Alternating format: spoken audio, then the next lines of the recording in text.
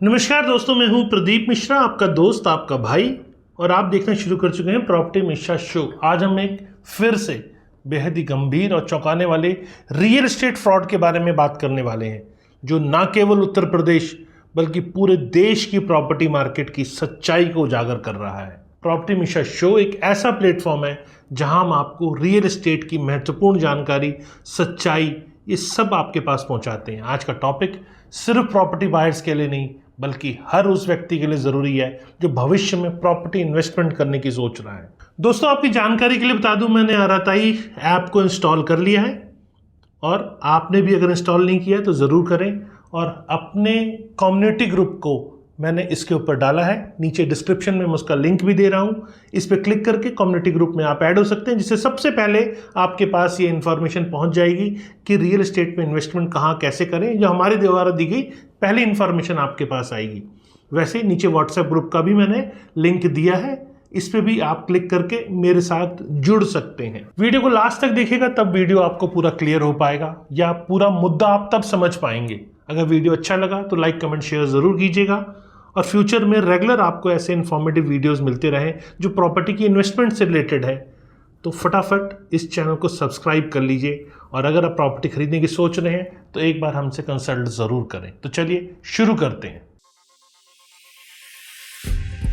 नमस्कार, मैं हूं प्रदीप मिश्रा। प्रॉपर्टी मिश्रा शो में आपका स्वागत है। यहां हम आपको प्रॉपर्टी और प्रॉपर्टी मार्केट की हकीकत बताते हैं। नो बकवास, डायरेक्ट काम की बात। चलिए शुरू करते हैं। गोरखपुर में एक ऐसा मामला सामने आया जिसने पूरे देश की प्रॉपर्टी रजिस्ट्रेशन सिस्टम पर सवालिया निशान लगा दिया है। यहां एक ही पैन कार्ड का उपयोग करके 100 से भी ज़्यादा प्रॉपर्टी रजिस्ट्रेशन कराई गई। और ये केवल गोरखपुर की कहानी नहीं है, ये पूरे देश में भी ऐसी चीज़ें सामने हो रही हैं।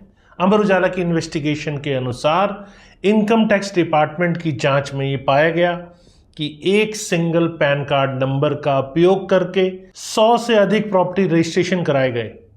इन सभी प्रॉपर्टीज में मल्टीपल स्टेक होल्डर्स यानी कई हिस्सेदार थे, लेकिन सिर्फ एक ही व्यक्ति का पैन कार्ड लगाया गया था। इस फ्रॉड से कुल मिला के लगभग 70 लाख रुपए की प्रॉपर्टी डीलिंग शामिल है। इनकम टैक्स ऑफिशियल्स ने फाइनेंशियल ईयर 2022-23, 23-24 और 24-25 की कुल 54,000 रजिस्ट्री रिकॉर्ड की डिटेल जांच की है। इस कॉम्प्रिहेंसिव इन्वेस्टिगेशन में सबसे शॉकिंग बात यह निकली है कि सिर्फ 2 सालों में ही 1250 से ज़्यादा डॉक्यूमेंट्स में फेक पैन कार्ड का इस्तेमाल किया गया है। दागरान की रिपोर्ट बताती है कि इनकम टैक्स डिपार्टमेंट की गोरखपुर, लखनऊ और वाराणसी की जॉइंट टीम ने रजिस्ट्री ऑफिस से 50,000 से अधिक प्रॉपर्टी रजिस्ट्रेशन के रिकॉर्ड को अपने कब्जे में ले लिया था। अगस्त 2025 में जब ये केस सामने आया तो पाया गया कि 100 में से 75 रजिस्ट्रेशंस में पैन कार्ड कंप्लीटली फेक निकले हैं। लेकिन दोस्तों, ये प्रॉब्लम सिर्फ उत्तर प्रदेश तक सीमित नहीं है। इकोनॉमिक टाइम्स की रिपोर्ट के मुताबिक पूरे देश में हजारों प्रॉपर्टी डील्स टैक्स अथॉरिटीज के रडार से बच रही हैं, क्योंकि बायर्स और seller fake pan card detail use कर रहे हैं। टैक्स अथॉरिटीज ने इंदौर, भोपाल, लखनऊ, जयपुर जैसे शहरों में भी सिमिलर पैटर्न देखे हैं। हरियाणा की मानेसर तहसील में पिछले 5 साल में 28,000 करोड़ रुपए की प्रॉपर्टी डील्स हुई हैं, लेकिन pan card details properly capture नहीं हुए हैं। ये 93 तहसील में से 22 डिस्ट्रिक्ट्स में हो रहा है, जो दिखाता है कि ये प्रॉब्लम कितनी बड़ी है, कितनी तरह से फैली हुई है। हरियाणा में अकेले हर साल 5,000 करोड़ का टैक्स इवेजन हो रहा है। ये रजिस्ट्रेशन लैप्सेस की वजह से हो रहा है। अब सवाल यह है कि ये स्कैम कैसे काम करता है। इन्वेस्टिगेशन से पता चलता है कि कुछ प्रॉपर्टी डीलर्स और रजिस्ट्रार ऑफिस के ऑफिशियल्स के बीच मिली भगत थी। वे डेलिबरेटली फेक या इनकरेक्ट पैन कार्ड यूज करते थे, जिससे ट्रांजैक्शन को ट्रेस करना मुश्किल हो जाता था। प्रॉपर्टी रजिस्ट्रार्स को 30 लाख रुपए से ज़्यादा की ट्रांजैक्शन की डिटेल इनकम टैक्स डिपार्टमेंट को रिपोर्ट करनी होती है, लेकिन कई केसेस में ये प्रॉपरली नहीं हो रहा। Central board of direct taxes के डाटा के अनुसार अब तक 1600 से अधिक बेनामी ट्रांजैक्शंस में प्रोविजनल अटैचमेंट की गई है, जिनकी टोटल वैल्यू 4300 करोड़ रुपए से भी ज़्यादा है। इनकम टैक्स डिपार्टमेंट ने 24 डेडिकेटेड बेनामी प्रोहिबिशन यूनिट्स भी सेटअप की हैं, वो भी पूरे देश के अंदर। मुंबई में एक सीनियर सिटीजन को 1.3 करोड़ रुपए की प्रॉपर्टी सेल के लिए टैक्स नोटिस आया, जबकि उसने कभी भी कोई प्रॉपर्टी बेची ही नहीं थी। मध्य प्रदेश के बैतूल से उषा सोनी को 7.5 करोड़ रुपए का नोटिस आया, उसकी डेथ के 10 साल के बाद। राजस्थान के एक छोटे दुकानदार नंदलाल को 12.2 करोड़ रुपए का नोटिस आया। ये सब पैन कार्ड मिसयूज की वजह से हो रहा है। एक और शॉकिंग केस सामने आया जहां 1800 फेक वेबसाइट्स के जरिए 1,67,000 से ज़्यादा काउंटरफिट आधार और पैन कार्ड बनाए गए हैं। इस प्रिंट स्टील नेटवर्क ने 40 लाख रुपए की इलीगल प्रॉफिट कमाई है। ये नेटवर्क 2021 से ऑपरेट कर रहा था और लोकल साइबर कैफेज और मोबाइल शॉप्स के जरिए काम करता था। अब बात करते हैं लीगल कॉन्सिक्वेंसीज की। इनकम टैक्स एक्ट के सेक्शन 272B के अनुसार यदि कोई व्यक्ति गलत पैन इंफॉर्मेशन प्रोवाइड करता है तो 10,000 रुपये तक की पेनल्टी लग सकती है, और अगर पैन प्रोवाइड नहीं करते तो सेक्शन 206AA के तहत 20% का हायर TDS भी काटा जा सकता है। सबसे सीरियस केसेस में सेक्शन 276C के तहत अगर टैक्स इवेजन का अमाउंट 25 लाख रुपए से ज़्यादा है तो 6 महीने से 7 साल की जेल हो सकती है, साथ में फाइन भी लग सकता है। बेनामी प्रॉपर्टी ट्रांजैक्शन एक्ट के तहत 1 साल से 7 साल की जेल और प्रॉपर्टी वैल्यू के 25% तक फाइन भी चार्ज किया जा सकता है।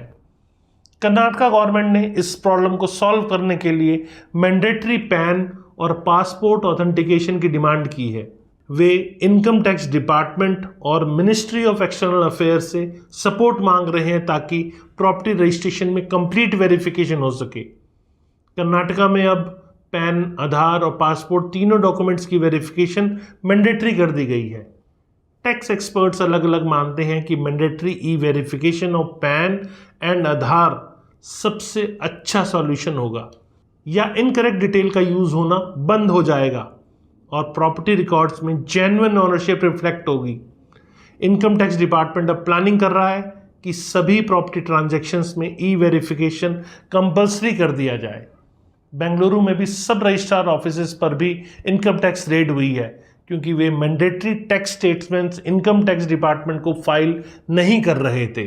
ये दिखाता है कि रजिस्ट्रार ऑफिसेज में भी सिस्टमेटिक प्रॉब्लम है।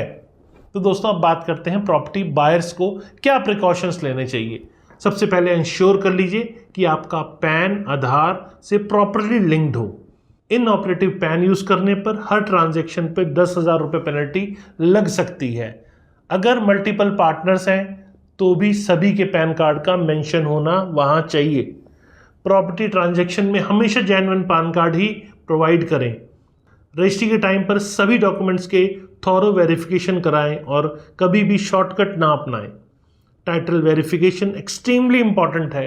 प्रॉपर्टी की कंप्लीट हिस्ट्री चेक करें कि पहले कोई इस पर डिस्प्यूट तो नहीं है। अपने एनुअल इंफॉर्मेशन स्टेटमेंट को रेगुलरली चेक करें, क्योंकि अगर आपके पैन का मिसयूज़ हो रहा है तो वहाँ गलत एंट्रीज दिखेंगी।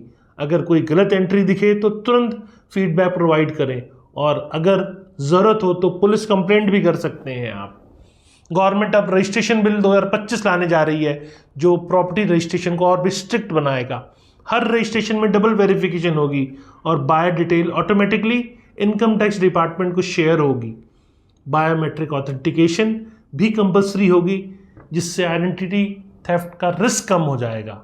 तो दोस्तों ये स्कैम सिर्फ टैक्स इवेजन तक सीमित नहीं है, इससे प्रॉपर्टी मार्केट में आर्टिफिशियल डिमांड क्रिएट होती है, प्राइसेस में मैनिपुलेशन होता है और जेन्युइन बायर्स को प्रॉब्लम फेस करनी पड़ती है।